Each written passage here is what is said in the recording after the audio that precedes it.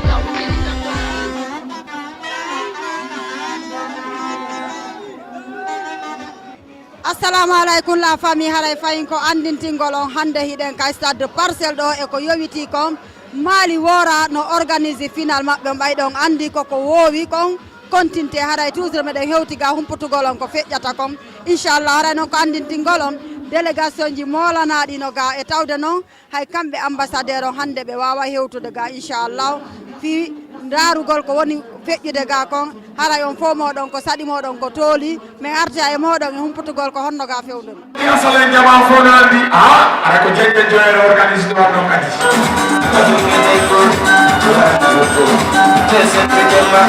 communauté membre fo organise ɗo fof kadi wurama yettanama guiƴelonto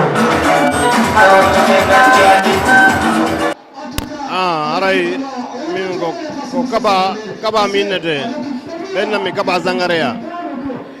ok haray meɗen faala yo humputu men ko honɗum woni ko hewtini on ɗo ko honɗum woni ko hewtini on ɗo haray ko hewtinimi ɗo ko joggere enɗam donc saabu culture guinéen o haray ko Mody Brama holnomi ɓe mari hande final haray ɓe faala mi arumen tawde haray ko saabu ɗum ɗon hewtinimmi ga honno tawruɗon jama on ɗon ɓayon seeni ko oyi alhamdulillah donc ko mi yiiɗo kon suku ɗum ɗo superfetir ɓe no tori ɗum ɗo donc wan ɗum ɗo naɓɓiray culture guinée o yeeso donc ɓeyday jokkere ndan on par ce que ballon on ala innugol baygum ala mawɗo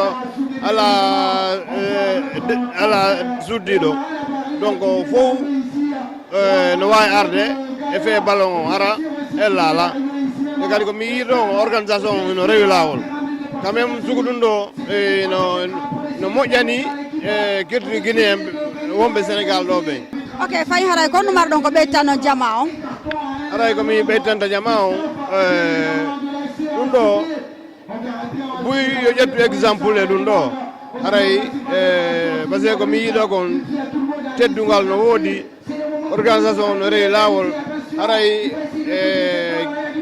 population guinéen ɓe wonɓe ɗo ɓen fof yo ƴettu exemple e organisation ɗo par ce que ɗum ɗo ko ɗum ɗo naɓirta Guinée yeeso haray franchement ko mi yiiɗo komi weltinilan haray mbiɗa courage fof yo ƴettu exemple e ɓeeɗo franchement eno labba moƴƴa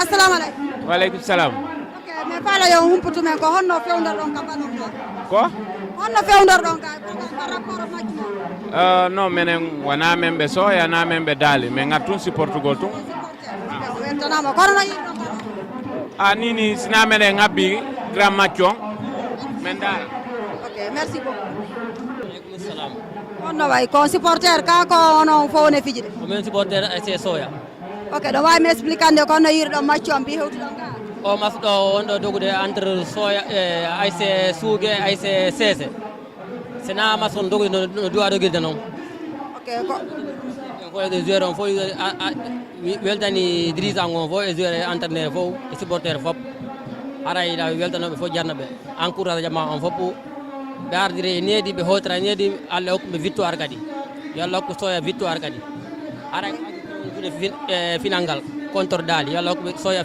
victoire ara weltanama jarnama mi Souleymane Bantigel merci beaucoup nane o weltanama fayi salamu aleykum non maçon c'est la première fois min ara final mais inchallah min ari hande min ara ali fiwsugol min ara ƴettugol final o inchallah ok ɗon hooli on gagnoto quoi inchallah avec l'aide de Dieu o weltanama merci beaucoup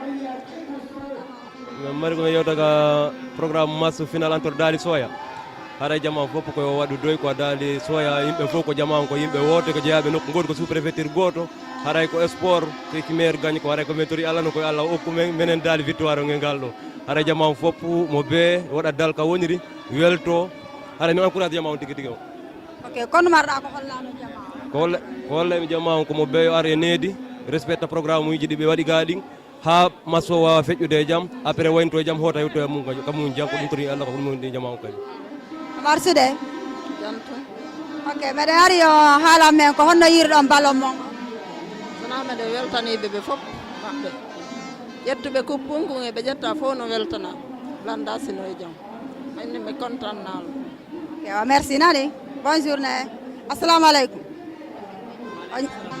ok min faala andude ko honno fewdorɗon ga par rapport e ballon mon on minen min ari sivugol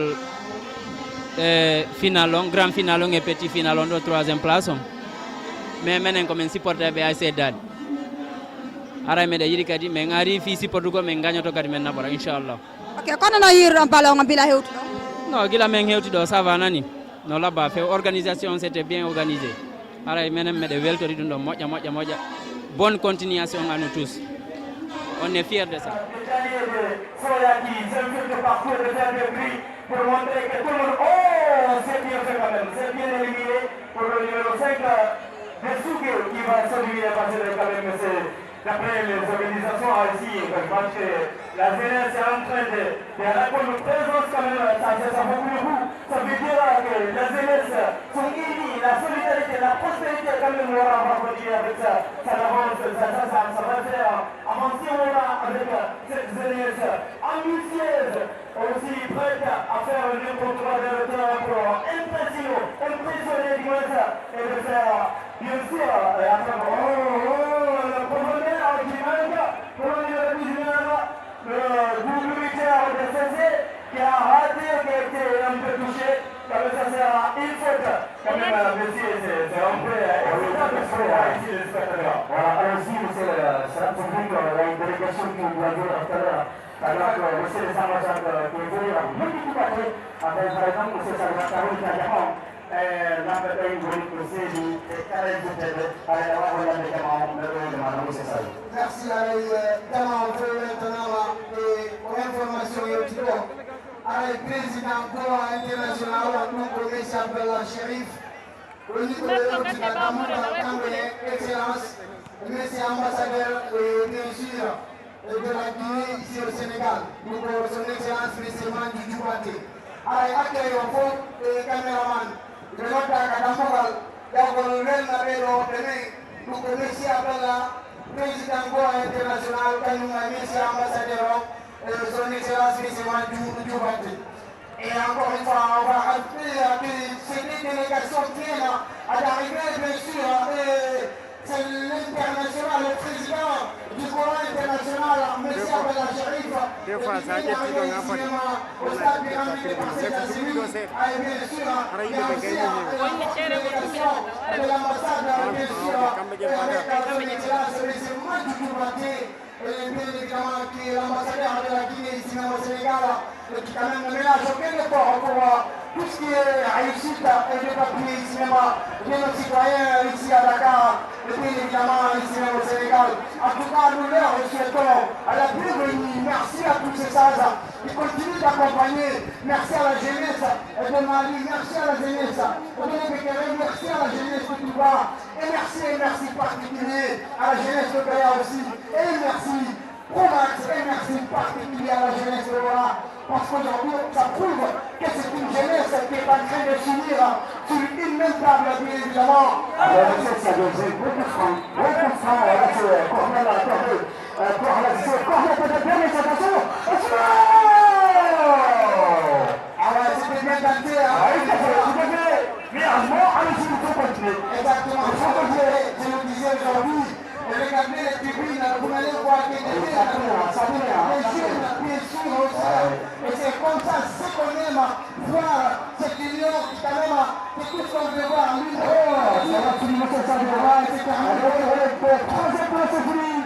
Et puis, vous êtes là depuis le premier parcelle. En tout cas, bien bouteilles, et nous sommes là pour la finale aussi. Monsieur Kigana, c'est la fin de cette deuxième période. L'équipe de CC est terminée, l'équipe de CC a pu reprendre ce match, l'équipe de CC a égalisé dans la foulée. Et puis évidemment, ils ont remporté cette troisième place. On a l'impression de vivre les matchs de la Coupe du Monde.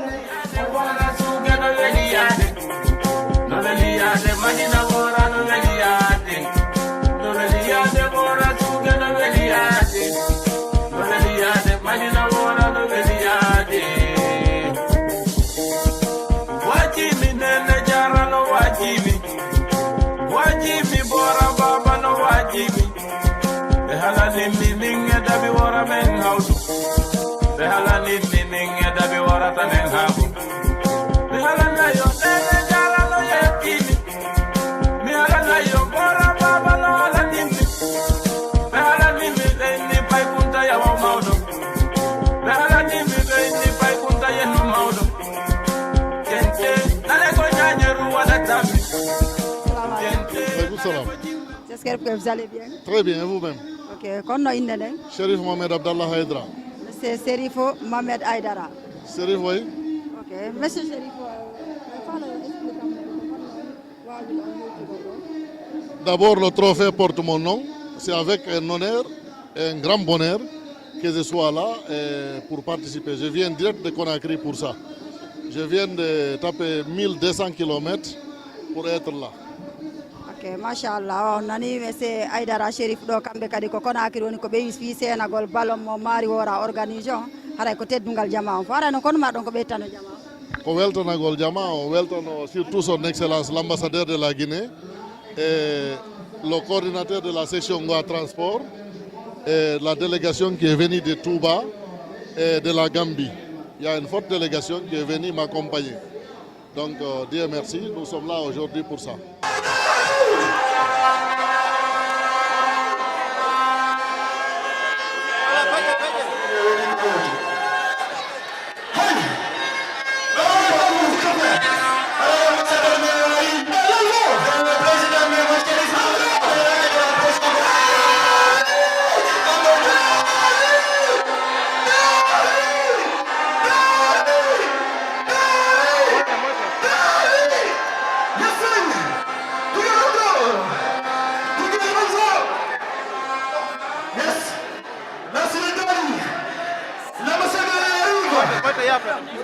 Eladj Mamadou Djouldeba, coordinateur Diwal Labé au Sénégal.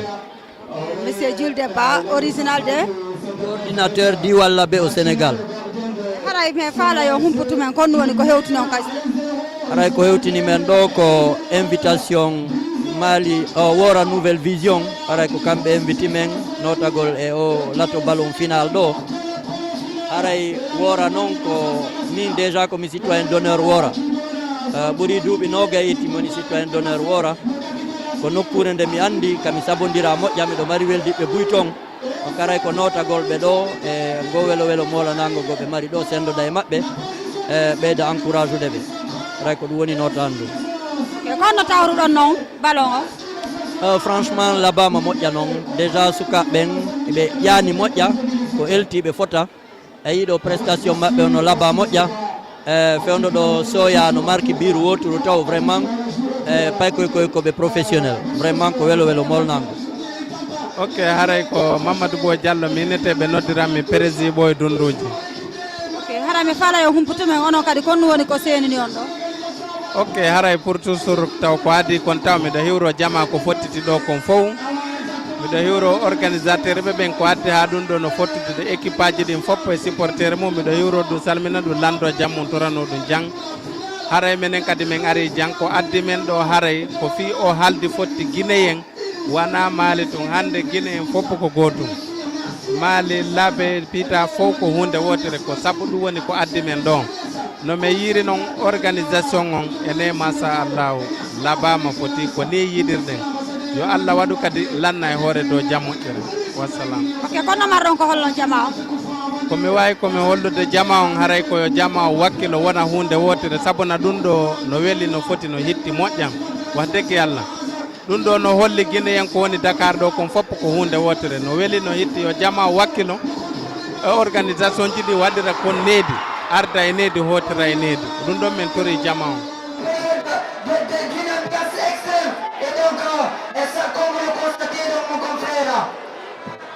Exactement, merci évidemment encore, vous venez de le match, un gros show, toute personnalité.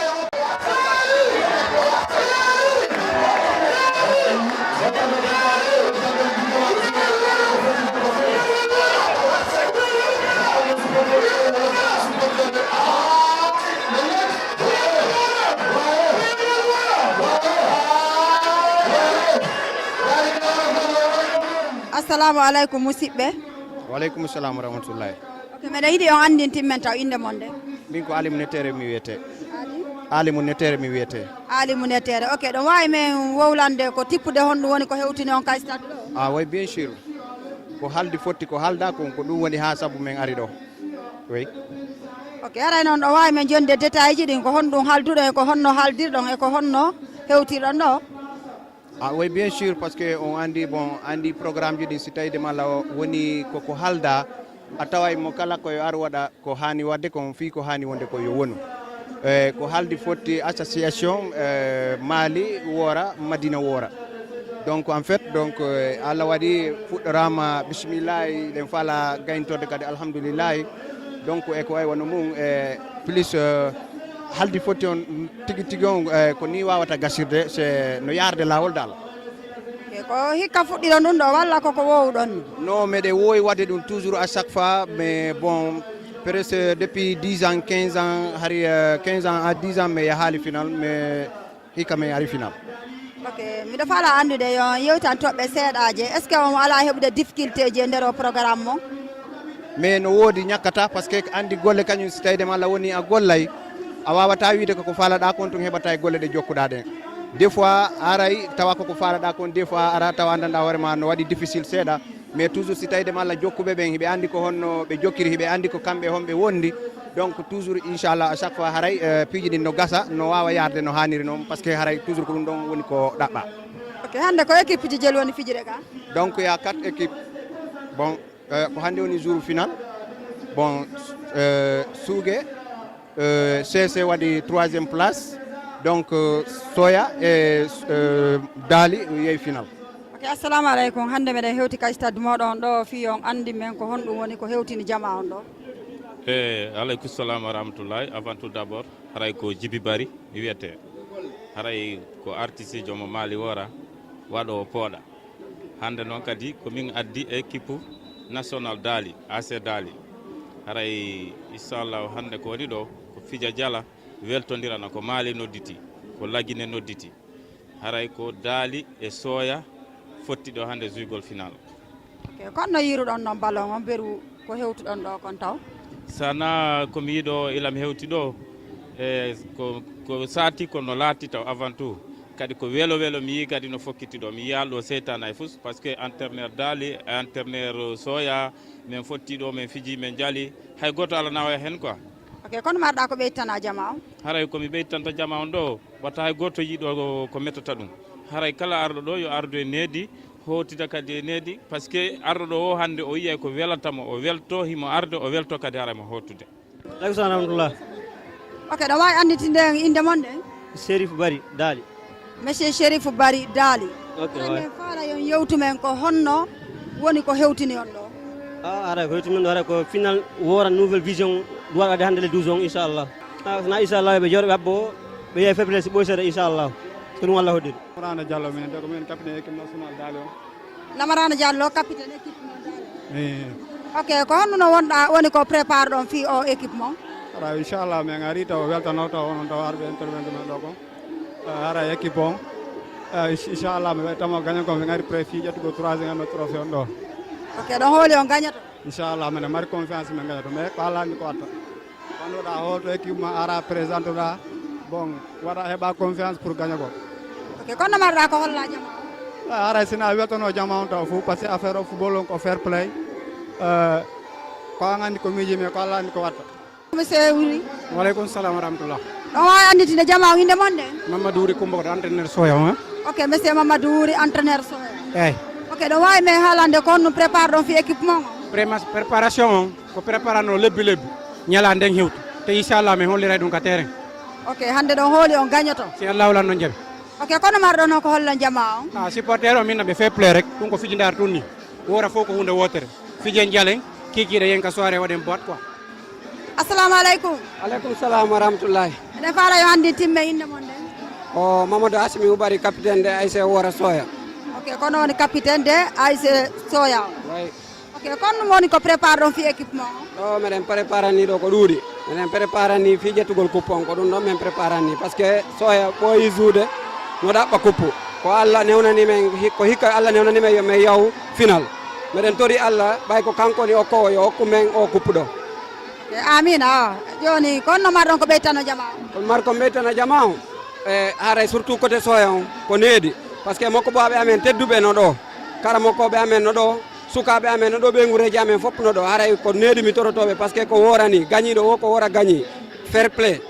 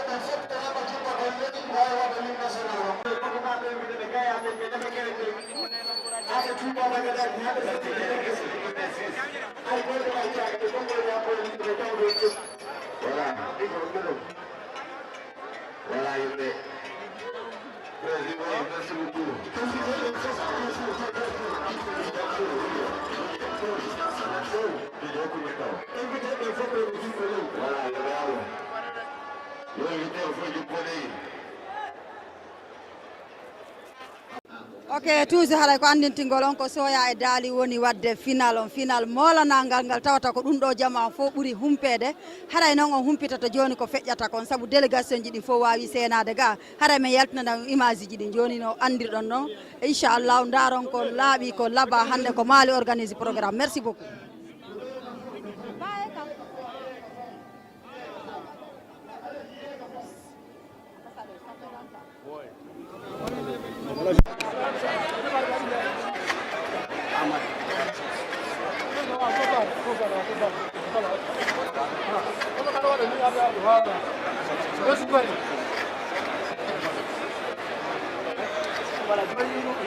Voilà,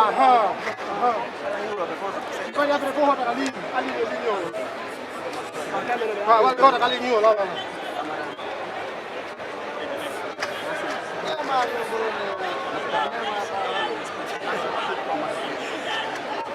Ok, bes passer là. Allez-y, ok, bes passer là.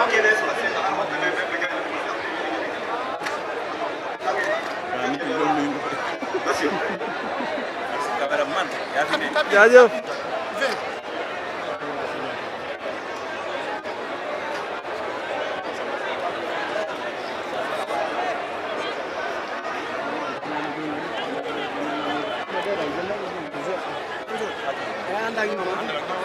Voilà, nema ànd ak ñoom voilà. Présente leen. Attends, on a supporté au FOP. Comment dire? On a place, on a place. Yalla. Allez, bon.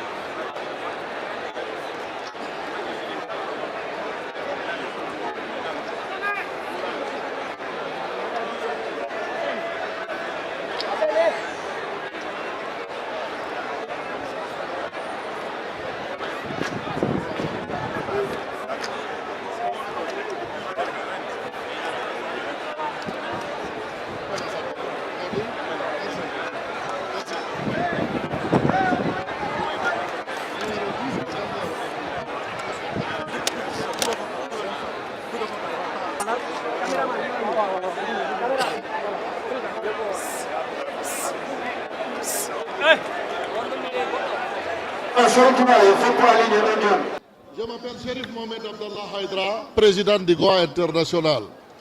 C'est avec honneur et bonheur que je sois avec vous aujourd'hui et vous nous avez honoré.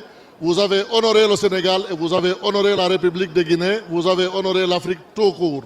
À me donnant le trophée qui porte mon nom.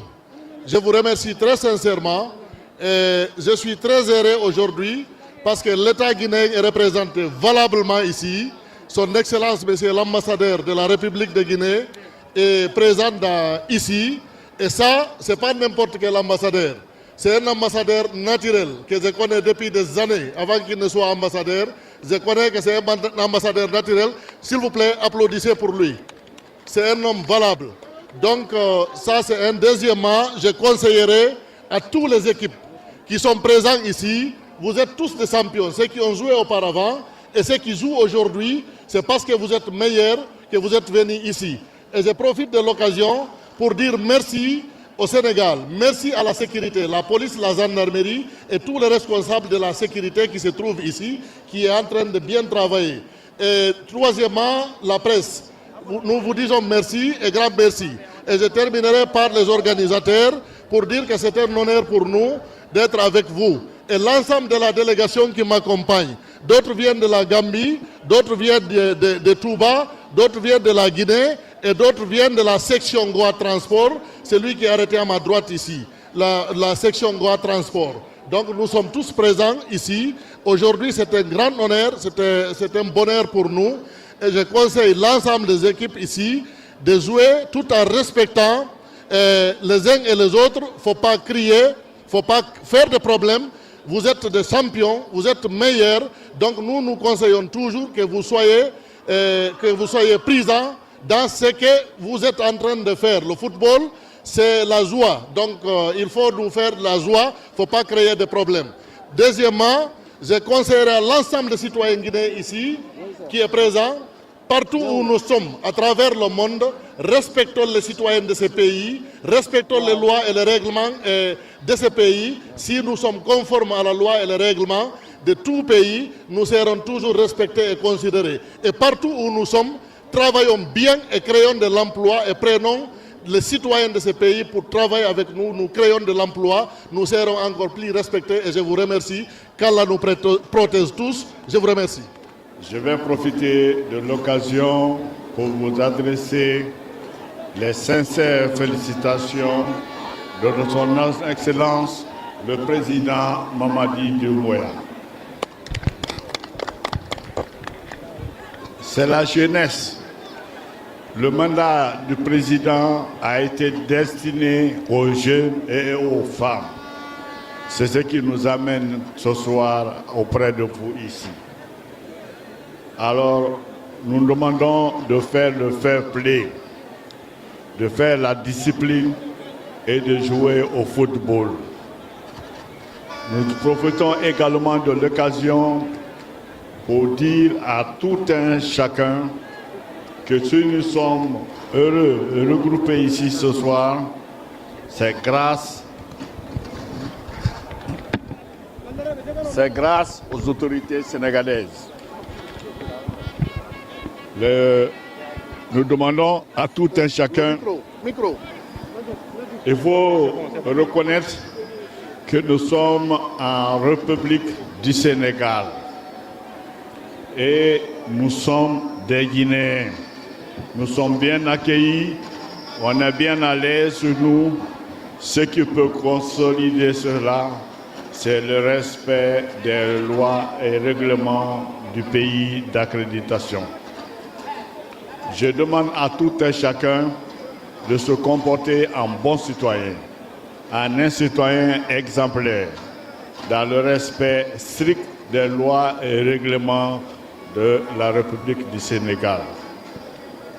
Nous allons profiter de l'occasion pour remercier très sincèrement les autorités sénégalaises à tous les niveaux qui n'ont rien ménagé pour accepter le voisinage des Guinéens sur leur territoire. C'est un véritable joie d'enthousiasme entre nous. Pas d'histoire, pas d'injure, pas de grossièreté, mais la discipline est la force principale de notre pays qui est prêt à se faire honneur à tous les niveaux, dans la dignité, dans la persévérance.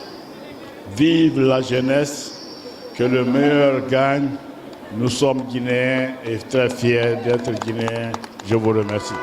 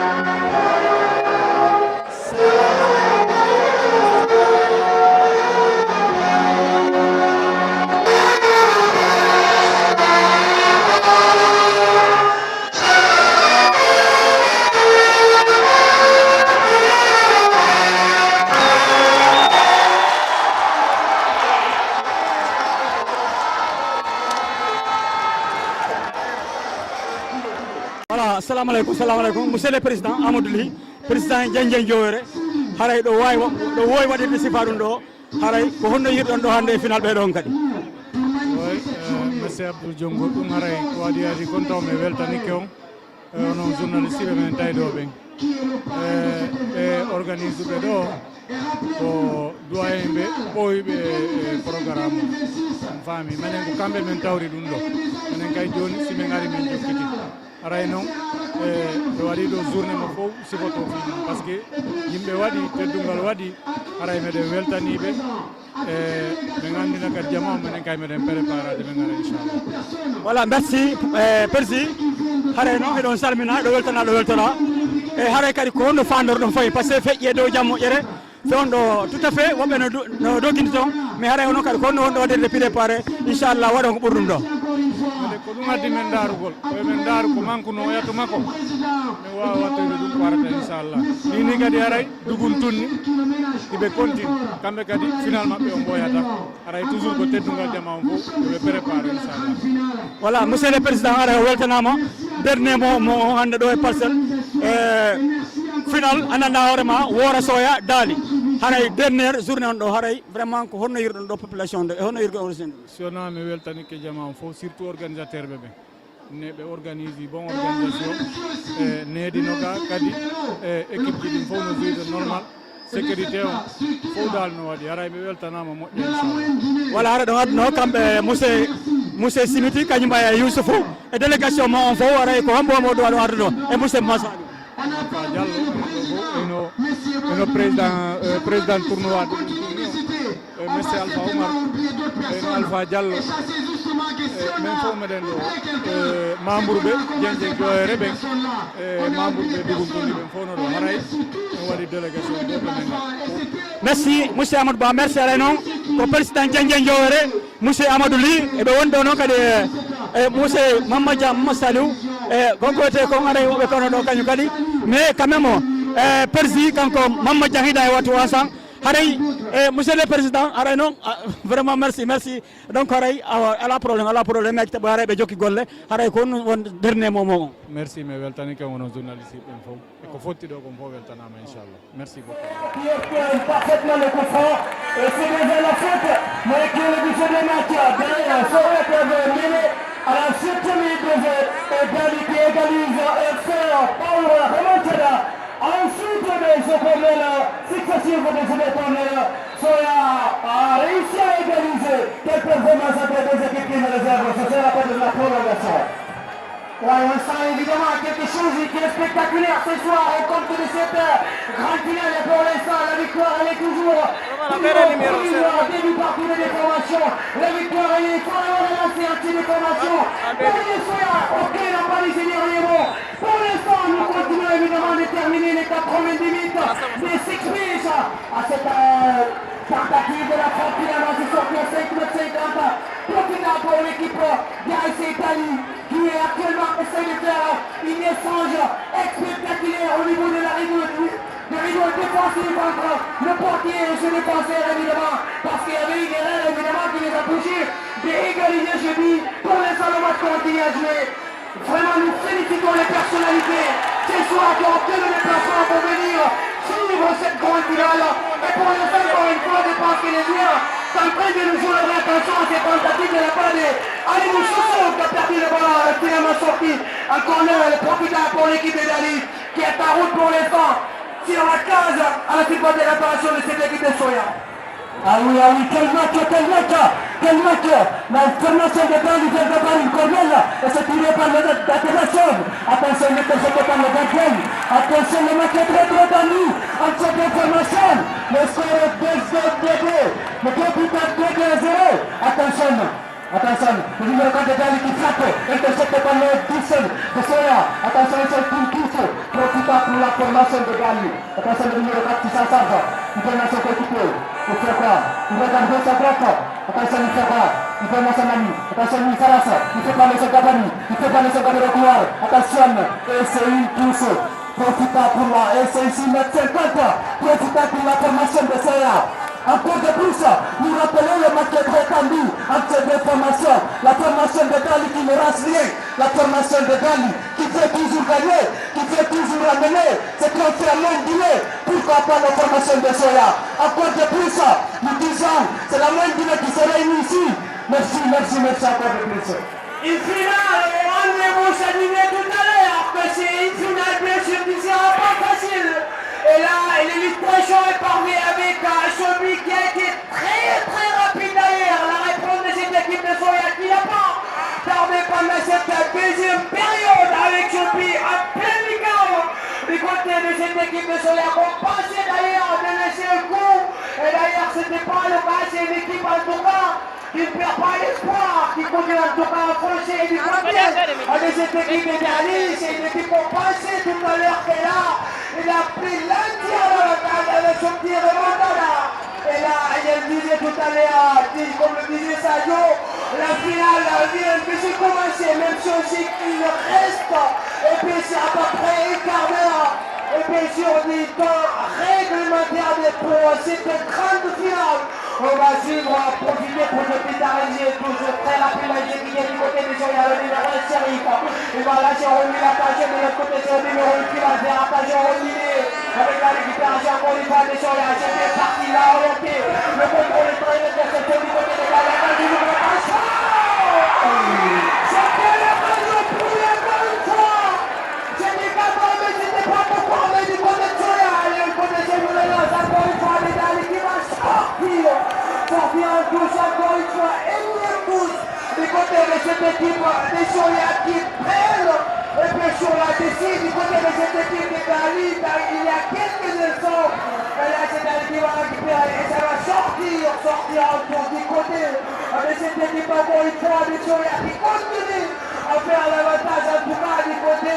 Et bien sûr, avec beaucoup de tactique, l'avancée et bien sûr tactique du côté de l'entraîneur a permis en tout cas la révolution du système de jeu avec 4-3-3 qui a permis un jeu offensivement. Je sais qu'on a vu en tout cas du côté de cette équipe de Dali avec cette petite touche du côté de Dali au niveau de cette phase de réparation. On va s'en profiter. D'ailleurs, le faire, il va lâcher au niveau de la phase de réparation avec la récupération. Ça va sortir en touche.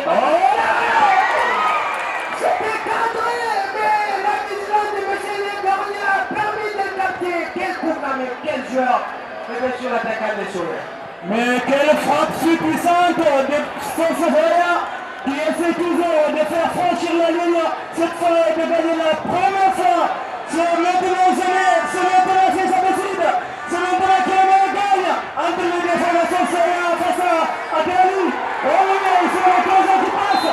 Allez, la masse de une fois bien sûr. On a dribblé de fois, mais trop passif, il faut deux fois, trois fois pour dribbler et passer de cette fois. Il est stoppé par la défense, le mur vert blanc de Soya qui essaie toujours de gagner. Et surtout Dali qui essaye de revenir à l'Anse-Fallait, à la 4e position, à la 4e étoile, mais des formations qui sont jetées, qui sont dépliées. Encore Dali et Soya, quand même Dali, ça sera la 4e étoile. Soya qui affiche des statistiques historiques du début jusqu'à la fin, sans aucune défaite, sans aucune match nul, juste des victoires jusqu'ici. Et Dali qui a été mené au début, juste 2 matchs de perte depuis cette référence, depuis que Dali s'est levé. Ils sont jamais tombés bas. Quand même les deux formations qui nous réservent de futur, les deux formations de Dali face à Soya, ce soir qui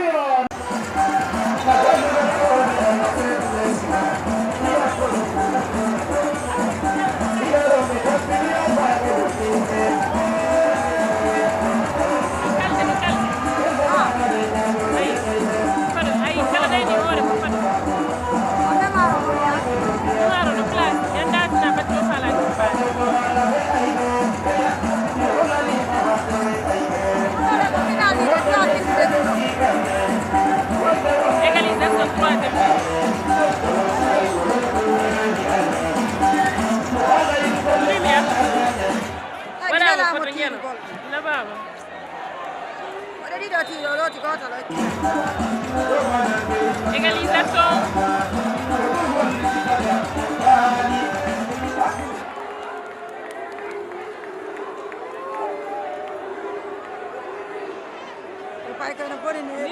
artirayno ame wokude ɓe arbitre jiɗi men yen nene an rek a village ay arbitre jiɗi men yen nene nabitan si potino joɓatano yaade filmage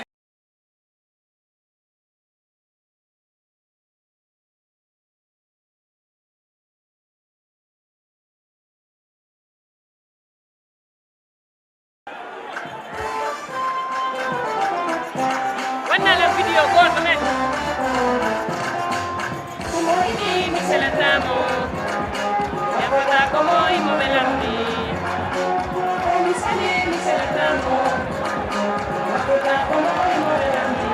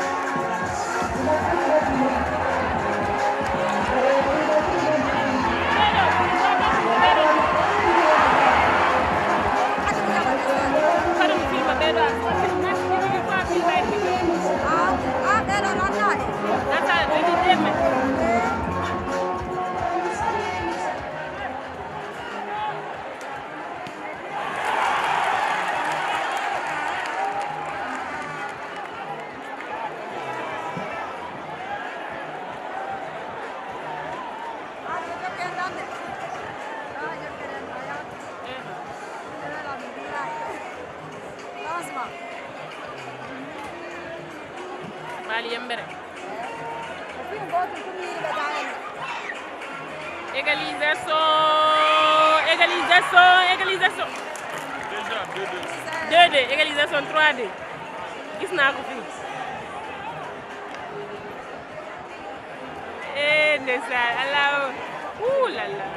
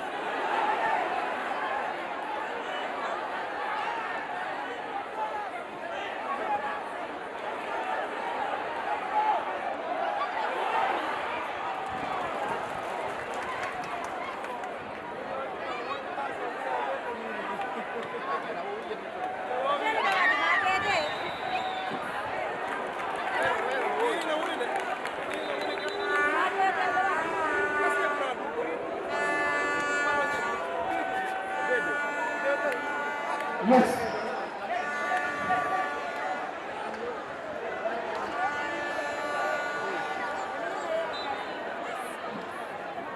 Merci beaucoup.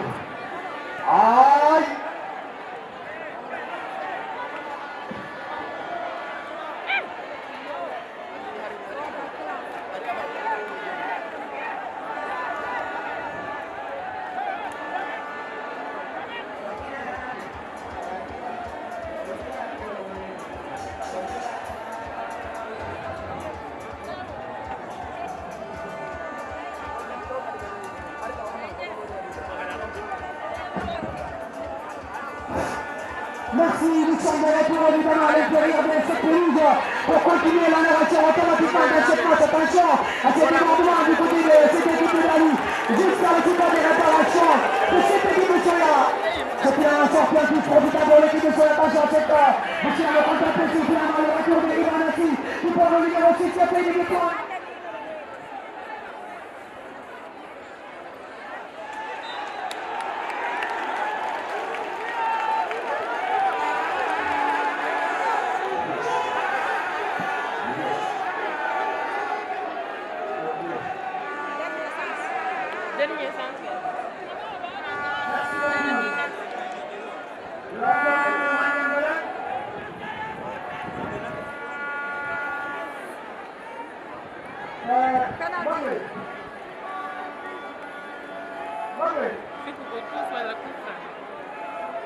D'accord, merci beaucoup.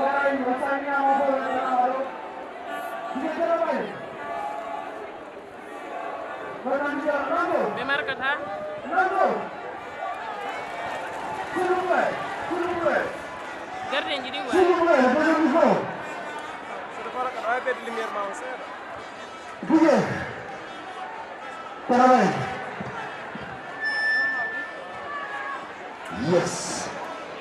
Lamzo. Ali.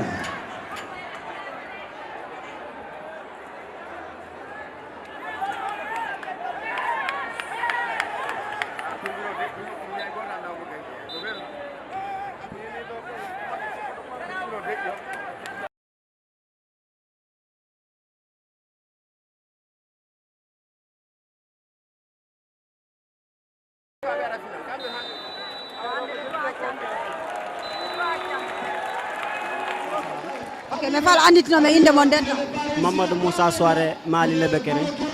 Ok, awa be Mali yembere hada men fala yo humputumen ko honɗum woni ko hewtini on. Ok, ko hewtini men ɗo ko programme final jokkereji en ɗan hakkude Mali ɗum woni 4 communes no haldi jokkereji en ɗan Mali Lebekere Wora Gaya Touba ɓe wora ɓe no waɗno tournoi ɓe ari ka final meɗen ari ɓe holliti men fi final on ko ɗum addi men. Ok, bilano seni ɗon ɗo ko honno yiruɗon programme? Bon programme o mi wiyay rewri lawol areɗen tori Allah yo gayntorni kadi donc organisation o labama teddungal waɗi e yino woniri ɗon donc haray c'est quelque chose à saluer quoi au fait. Ok, merci beaucoup. Haray kono marɗon ko ɓeytano jama o?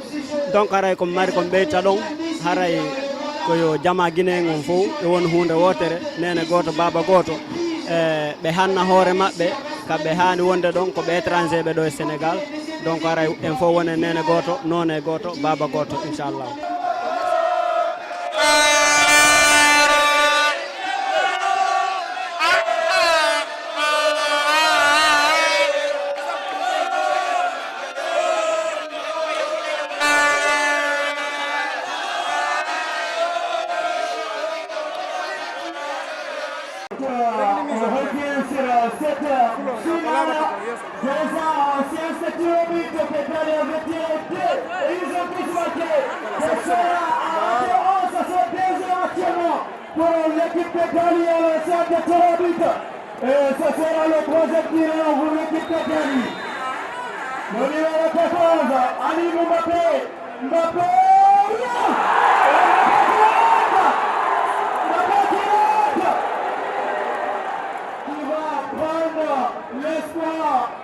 C'est Boubacar qui prend toujours l'espoir, surtout dans l'élimination ainsi que dans l'attaque.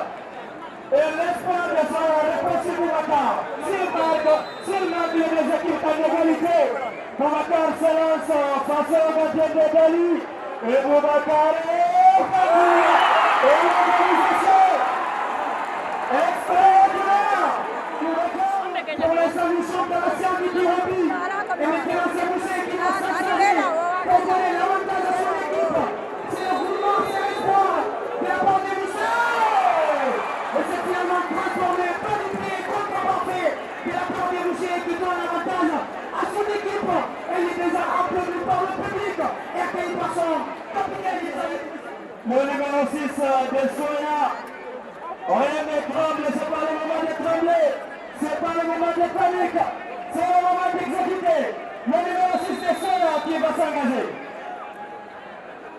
Eh bien, le retour et l'arrêt en bas à gauche. Le numéro 6. La course de l'an et la prise de souffle. Le numéro 6 qui va exécuter. Et c'est comme du pied passé. Le numéro 6 de Soya. Eh oui, il vient d'être exécuté. C'est déjà un toujours depuis le début de cette rencontre. Il paye à la paix sa responsabilité. Il n'a rien menacé aucun effort dans cette rencontre pour les 90 minutes de suspense. Et maintenant, c'est notre match à la service des revenus. C'est la vie. Toutes les années de la vie. Sur le dieu des gars de la vie. Et c'est la vie qui va prendre l'avantage encore une fois. Ah, c'est bien, on s'en fait encore une fois. Et puis le gardien est très bien, il part, il a une bonne côté. Et c'est finalement concrétisé pour lui. Il marche doucement, il s'en va vers la balle. Il pose la balle. Il prend la version gardienne. Il donne des consignes. Il pose la balle. Il cherche des solutions. Il fait parler son esprit. Personne n'a qui donne des consignes. Encore de plus, quel final ici au Grand Stade. Encore de plus, le numéro 15 de Soya. Il fait quoi? Ils ont des solutions. Personne, ils ont des solutions. Pose à droite. Oui, c'est la Manema qui va s'engager. S'il marque, les deux équipes sont à égalité. Mais c'est Paginac, dernier champion à nouveau. Et ça sera le dessin qui s'engage. La Manema, la course du ballon. La main qui va exécuter. Et c'est bien exécuté. Entre les deux équipes, 5-4 mètres. Entre les deux premières nations historiques. Ça sera un remplacement. S'il ne marque pas, ça ne sera pas bon pour la formation de Dani. Personne, le gardien qui part à sa droite. Il sait, Abib, il fait quoi? Abib, attention, Abib, attaquant. Et il marque. Et il tente un but. Attention, le plan du côté. Ils sont toujours en égalité. Évidemment, pour l'instant, c'est seulement Israël qui va sur le côté de Dani. Israël fait ça. Le numéro 7. Soya, est-ce qu'il va rater, s'il va marquer? C'est finalement il est parti avant le côté. Mais c'est ça, mais qu'est-ce qu'on y verra? Si vite la l'information, personne n'est là à faire, de face à cette Soya et Dali veut toujours revenir un nouveau champion. Et Soya pour des... Ouais, c'est Dali qui s'engage cette fois.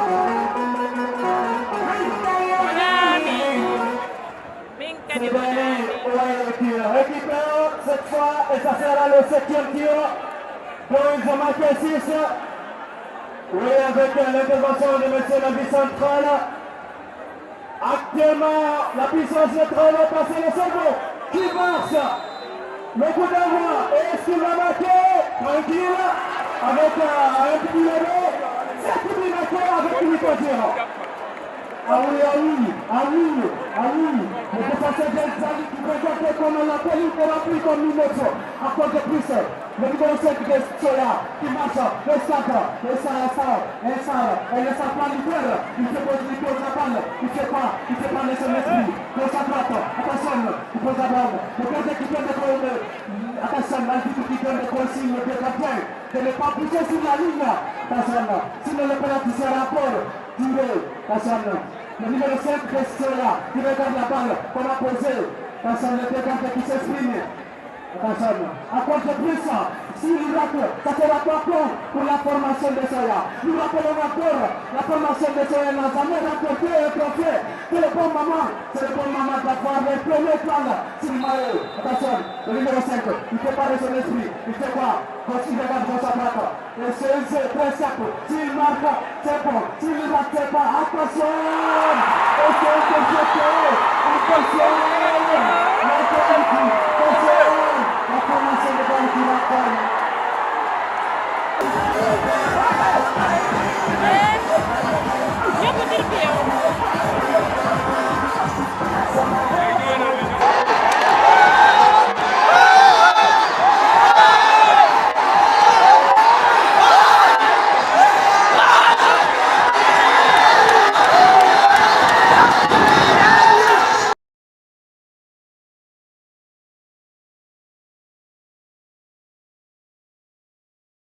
CC.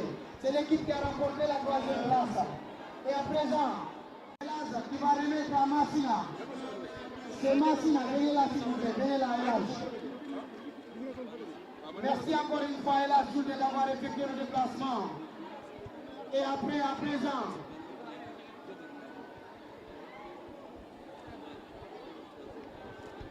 que monsieur le président de la moyenne Guinée s'approche. Monsieur Ibrahim, venez là s'il vous plaît.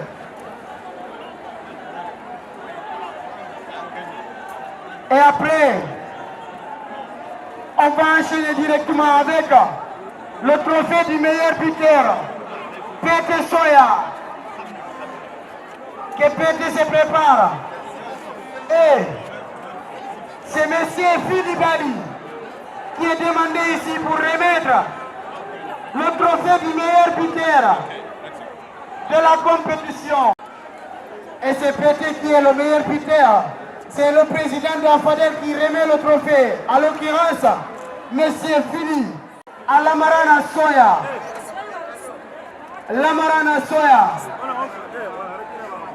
C'est le meilleur joueur de la compétition. Meilleur joueur de la compétition. Lamarana Soya. De la compétition. On demande à Elaz Ouri Tchalere de se préparer. Il va remettre. Donc ça c'est du fair play. C'est l'équipe de Pénissare, la meilleure équipe fair play. Est-ce qu'ils ont un représentant? Oui. Qui fair play? Et donc, félicitations à l'équipe de Pénissare. Et c'est Elaz Ouri Tchalere qui est là, qui va remettre ce trophée. Et qui est le président du Haut Conseil des Guinéens au Sénégal. Encore une fois,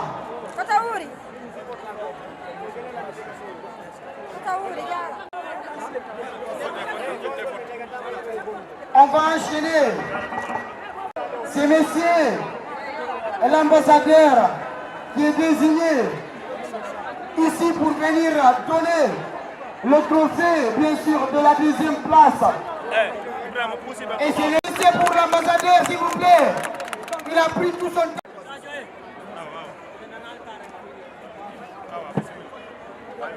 On va continuer donc.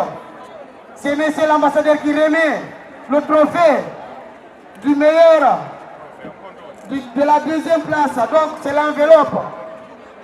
Merci encore une fois, Excellence, d'avoir effectué le déplacement. Et en même temps, c'est monsieur Abdulgadir Baldé qui viendra remettre les médailles avant que le doté du tournoi. Merci monsieur l'ambassadeur. Merci encore une fois à son Excellence d'avoir effectué le déplacement. Ça, c'est lui, le délégué bien sûr de la mairie des parcelles de Séni. Ça fait beaucoup de temps on travaille avec lui. Et merci encore une fois, M. Abdougadri. Et je demande aux joueurs de la 2e place. Et Madame Baldé aussi est de la partie. Donc je demande de libérer la place. C'est le parrain qui remet les médailles. Et aussi, encore une fois, on donne les médailles. Venez. Ceux qui sont là, félicitations, vous n'avez pas démérité. Donnez les médailles au parrain, s'il vous plaît. Donnez les médailles. Madame Baldé est là aussi. Hein. Donc donnez les médailles. Le parrain, il est accompagné avec Madame Baldé. Voilà. C'est le parrain qui remet les médailles. À la 2e place. Bien sûr, vous n'avez pas démérité. Vous pouvez être fiers de votre parcours. Encore une fois. Et ce sont les médailles. Le parrain qui distribue les médailles, bien sûr, accompagnées de Madame Baldé, bien évidemment. Et en même temps, ces médailles, juste après ça. Donc, vous voyez, c'est l'équipe, bien sûr, de la 2e place, l'équipe de Soya, qui a eu un parcours extraordinaire, qui n'a pas démérité non plus. Et on les félicite amplement. Et encore une fois, merci à toutes les organisations qui ont fait le déplacement.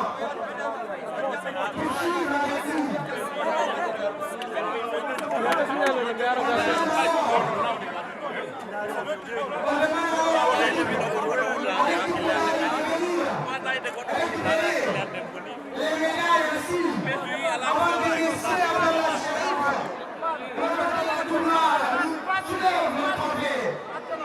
à l'équipe de la vie, venez s'il vous plaît.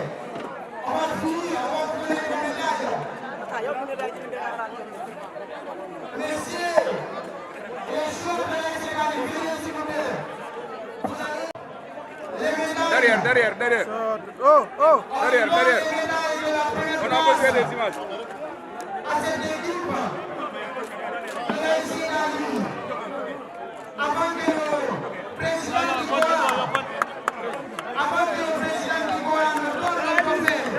d'abord, c'est les médailles qui se distribuent ici avec le parrain de l'événement, M.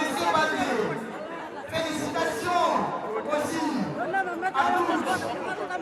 Félicitations encore une fois à l'équipe de la minorité. Et encore une fois, merci. Après cela,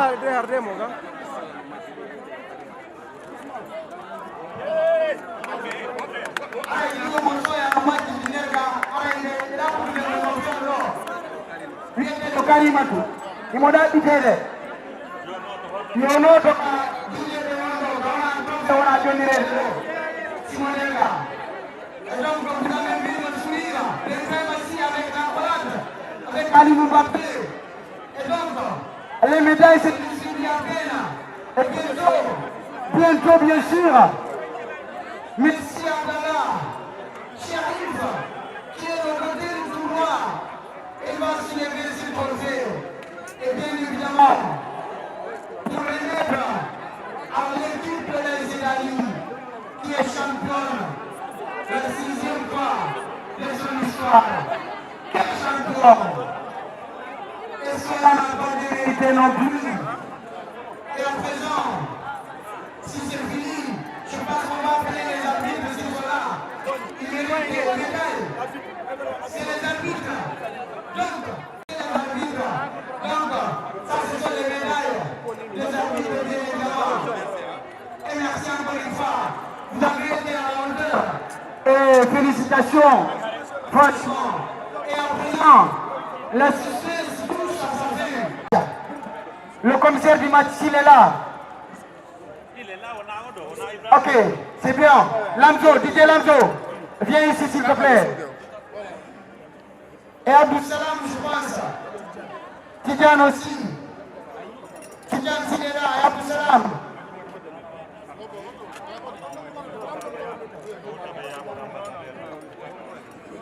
Tidjane.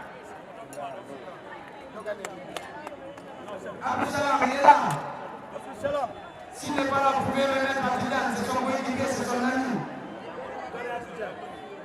Et à présent, je pense que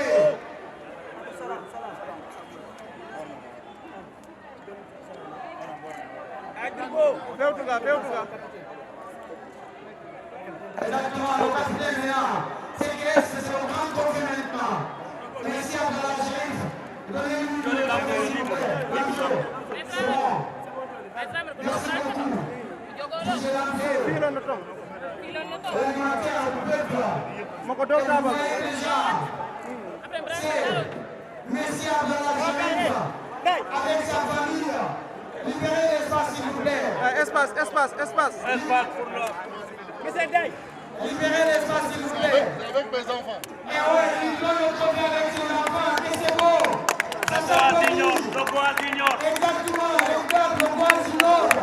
Et ça se représente ici avec la main de l'ambassadeur, son excellence de Mandjou. Et ouais, c'est ça. La beauté du football. Regardez encore une fois la main du capitaine et la main de son excellence. Et la main du président du Goa sur la coupe, sur le projet. Franchement, félicitations encore une fois. Et vous avez été à la hauteur. Félicitations, merci messieurs.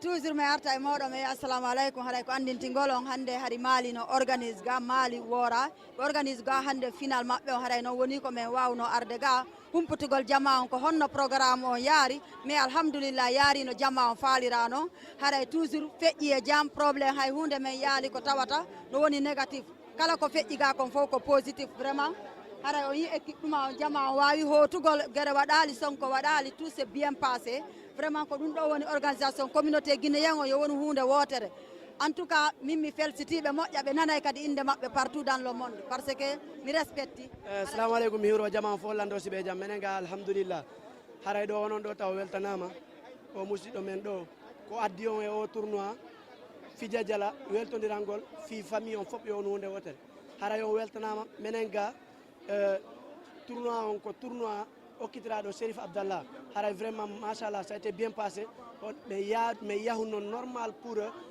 équiper fi wata probléme waɗu alhamdoulillah rabbil alamina hande tournoi on wawi gasude comme no yirɗon ni woni ko daali e Soya wonno opposé final on daali ƴetti comme d'habitude Soya aussi perdu c'est pas la fin haray la wawide mi courage comment dire Soya mi wiya félicitation a daali onon arbeɗo ɓen fof kadi weltanama haray fof ko hunde wotere koyen fof koye ndene goto vraiment o weltanama golle moon e onon kala bama bon assalamu aleykum wa rahmatullah ɗuuɗa komi ɓeytata comme no wirɗon ɗo ni bon min kadi komi j'ai assisté ici komi assiste ɗo kon fof komi journaliste sportif ici de redoubler l'effort quand même komi yiɗo kon quand même no moƴƴi ha tournoi on o labama on foti o labama et surtout ɗe golle kadi ɗe jokkuɗon ɗo non ko golle labaɗe c'est que humpite jama on fof de plus miɗo encourage comme no ɓeyɗo wino mi encourage perduɓe ɓe yani ɓe perdali c'est que ko il fallait goɗɗo ƴetta donc goɗɗo mabɓe ƴetti kono fayda o ƴetti kala ko meilleur on fof donc sukaɓe ɓen fof wiyama waɗe needi jokkon sifa ɗum ɗo quand même ko sifa ɗum ɗo jokkata watta ko ɗum ɗo woni motivation en fait l'ambition des jeunes ko ɗum ɗo empêcheta goɗɗo waɗugol délire ji ɗi ananda warma ɗi fota donc haray ko ɗum ɗo marno komi ɓeyta kam encourage fof no wiya bienvenue et surtout Zenjo duwaka joɗade hara itoatine tan rien hara hay fusa ala ko yete ambition donc aray ko tout ce que j'avais à dire merci vraiment merci beaucoup assalamu aleykum rahmatullah aray ko min Chérif entraîneur dalio aray weltano ko jama fof weltano kadi Allah aray ko hokki men o trophée ɗo kono o kap trophée o kam hande ka minen Allah holdiri ƴettimo ngal ɗo kadi inchallah way alhamdulillah aray men yuri konko addi kon taw landi siɗo e jaam onon fof weltano kadi arnoɓe wawde assistude final ngal fof lando kadi si tawi mallam ɓe arno jaam yo Allah waɗa kadi fof hote e jaam aray kadi e ngal ɗo kadi Allah waɗi min ƴetti mi yetti Allah mi weltanike kadi woora fof hay goto perdali so woora ki gagne minen fof ko men gotum ok joni no inde ngal kadi ko onon ƴetti donc onon waccanta ɓeya kamɓe kayoɓe ƴetta une fois non andi ballon kañum ko polatiral wonga yimo amen ginno weteɗo jibbari inni komo Allah jonni o hendoto haɗa ngal ɗo kadi Allah jonni men ɓeyna no wo trophée yonata ko sene ƴeɗɗa ɓurɗa yidde ƴettugol ko arata kadi haɗa men heɓuloto kadi inchallah min gara men dara ko ɗum Allah jonnata men kadi aɗa équipe wara ɗin fof équipe aji wara ɗin fof miɗe weltani capitaine ji ɗin fof min hiwrike ɓe min weltanike ɓe min ɗo mi respecti mi weltanike ɓe woraɓe saabu mi ɗaɓɓay modi wora vraiment mi weltanike o moƴƴa vous êtes fier je suis fier de vous je suis fier de vous je suis fier de vous mi yiriɓe needi mi yiriɓe haqqil mi yiriɓe faamu mi yiriɓe muñal vraiment mi ɗaɓɓay modi wora saabu mi weltanike Mali wora merci beaucoup merci voilà mi salmini on taw onon korne ɗo salmini jama communauté guiné ko adi ɗo fof fof aɗa ko wiyete Ablaye Ba président wora édition en même temps chargé de l'organisation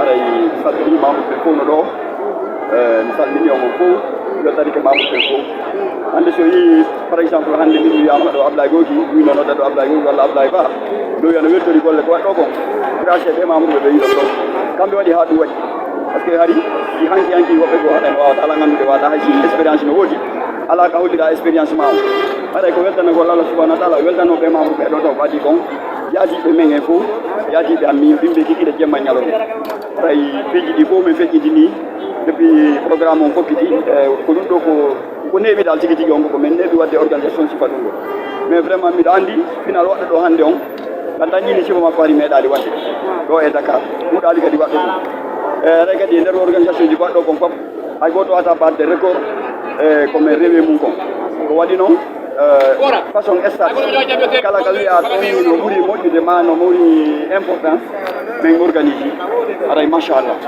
aray ɗum ɗo ko welo welo molanaɗo e kadi min minen ɓe ɓeyiɗa ɗo fof ko sous préfecture goto min jeeya mi woni tum par quartier quartier ko ɗum fiiɗo hannde aray ɗum ko welo welo molanaɗo mi weltanike mamoudou ɓen mi weltanike jama ko Guinée ko ɗo kon mi weltanike aussi autorité on Guinée ɓen représenté en ɗo kon mi weltanike aussi kadi autorité Sénégal on kadi surtout sénégalais ɓen kadi kamɓe wernuɓe en ɗo ɓe min ɗo weltaniɓe en dori Allah yo Allah hawride sawaba nafo Allah moƴƴinana e leyɗe men ɗen ɓurtinana en fof moƴƴina kadi lagine kadi enen fof kadi Guinée fof kadi wawa holde mo ɓe wawa wonde libre golla ka mum mo ɓeydal wona ka muɗum haɗa c'est très important haɗa ɗo wawi haalande ko édition on ɗo ko combien de édition higila fuɗɗiɗon ɗo non wona depuis 2007 mi watamo wolande depuis meɗen jogui hede 13 walla 14 édition kono no woda nouvelle vision on ari miɗen jogui ko wiyete comme ha joni kam no wooda moƴƴoɓe amen ɗe min waɗi arwot woora min waɗi haldi fotti woora min tawi ɗum ɗon fof fi honɗum woni ɗum ɗon fof pour wata wonu différence ɗi branche ji min ari min créé ko wiyete ko woora nouvelle vision ɗum ɗon a jaali haye goto donc haray ko grâce à ɗum ɗo waɗi min fewti ɗo oɗo noon ko ɗo ɗo ni premier édition amen ko woora nouvelle vision ok kono min ani woɓɓe gono inna ga wono hitande kala on gañoto kono woni bien sûr hitande kala min organisé ɗo est ce que on ala secret non min ɗowɗa secret ko haldi fotti amen on tiiɗi way haldi fotti on tiiɗi tawde kadi membre ɓe woni déterminé kono marɗon ko ɓeytanno jama on par rapport à ça komi mari komi ɓeytana jama on hande ɗum ɗo yeehi ha hewtiri ni ko encourage gol jama on fof weltanno fof toro jama on fof yo jama woran fof wono nene goto baba goto joni min ɗo ko mari ko ɓeyta par rapport à ça min komi mi ɓeytalanɗo ɗo mi gasa buyno heɗolam buy kadi yalla buy kadi ɗum paala alhamdulillah rabbil alamin donc c'est la famille quand même ko mi yiiɗo ko mi haalay ɗum aduna o fof nan par ce que jokkere en ɗande mi yiiɗo on de ɗo tori Allah yo konti ɓurini si tawi ko ni wonirɗon maali kadi wallahi kala ka yarɗon o foola sabanadema jokkere en ɗande vous êtes no mbawa Allah ɓeydu mi anda ko honto heɓuɗon ɗum ɗo kono miɗo tori Allah yalla moƴƴi ɓurini komi encourage ata on joguita ɗon fayɓe ɓen joguita ɗon sonnaɓe ɓen ɓay sa wawi fayɗe sonnaɓe haray wawi fof ko ɓeɗo woni fi aduna haray toujours yalla moƴƴi nawna jokkere en ɗande yesso vraiment je vous félicite assalamu aleykum waaleykum salam wa rahmatullahi o wawi mi anditinde inde wonde ara inde anden ko Alpha Bari mais miɗo andira Alphonse Thiami ko Thiami jama ɓuuri andude ok kono marɗo o noon kay ko sifana ɗo men par rapport koko min yiiɗo ok jusque ko yiwɗon ɗo kon aray ko ɗuuɗa ko sife ɓayda aray ɓayre Allah waɗi on seedike ko organisation meɗe wowi organisure no nanirɗon ɗo ni mais cette fois ci min inni yo men change version on mi wi wora nouvelle vision une nouvelle vision andanɗa hoorema hara en hawtinde structure ji ancienne ji ɗin fof wonti moƴoɓere wotere woni min haaldi par ce que min heeɓi difficulté ji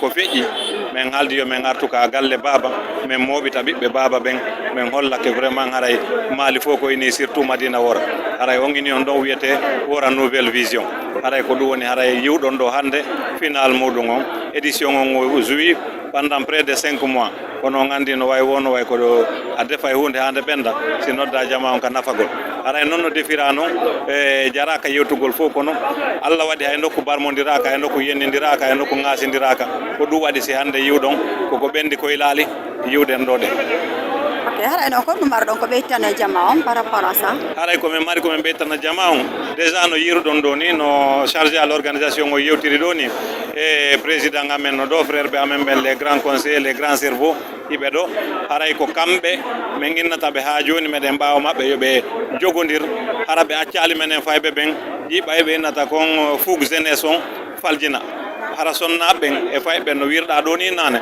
wawa tambodirde kamɓe ɓe wawa men couvrude mais wawa wakkilade fiyo wora yaaru yeeso par ce que gandi à travers yaarugol wora yeeso ngol maali fof yaara yeeso e si ɗum ɗon image on fokkitiri wana noon haray ko guine woni immade haray ko ɗum toride ngalla Allah waɗa guine fof immo maali ɓuura maali fof immo wora ɓuura inchallah. ok haɗa toujours meɗen weltani Allah weltani on quand même no min yiiri noon minen mi wi machallah Allah kay taw toujours ko machallah yarete haɗay kadi sécurité on min no mi yiiri ga noon sécurité on walliti kon moƴƴa haɗay ɗon duwaɓe weltanade haɗay toujours la encouragé on kala ka waɗɗon événement heɓugol sifa ɓe sécurité ɓe ɗon. TV, dynamique reflet la télé du peuple au monde entier, dans nos salons, dans nos pensées, un léger volume pour nous.